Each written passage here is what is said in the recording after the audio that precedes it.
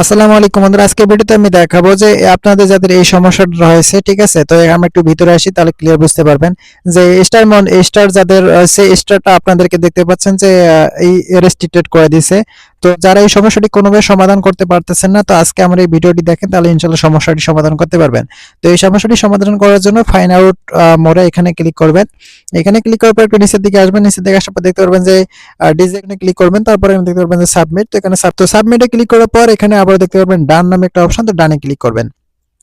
এখন হবে কি 30 থেকে 90 দিনের ভিতরে আপনার ফেসবুকে যে সমস্যাটি রয়েছে, স্টার সমস্যাটি রেস্ট্রিক্টেড করে দিছে। তো তাহলে হচ্ছে আপনার এই সমস্যাটি সমাধান হয়ে যাবে 30 থেকে 90 দিনের ভিতরে, ঠিক আছে? এর মাঝে আপনারা আবার এখানে ক্লিক করে ডিজের উইথ ডিসিশন এখানে আর ক্লিক করবেন না, ঠিক আছে? যদিও এখানে অপশনটি দেয় পরের বার, কিন্তু এখানে আর ক্লিক করবেন না। নয়তো আবার যদি দেখতে পারে যে বাইসেস কোনো সমস্যা রয়েছে, তাহলে আপনার অ্যাকাউন্টটা ডাইরেক্টলি ডিসেবল করে দিতে পারে, ঠিক আছে?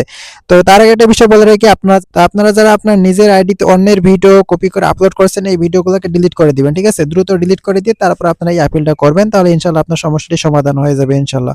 তো এই ছিল আজকে ভিডিওটি ভালো লাগলে আমাদের ইউটিউব চ্যানেল সাবস্ক্রাইব করবেন। আপনি আমার ইউটিউব চ্যানেল সাবস্ক্রাইব করে দেওয়ার আপনাকে অসংখ্য ধন্যবাদ।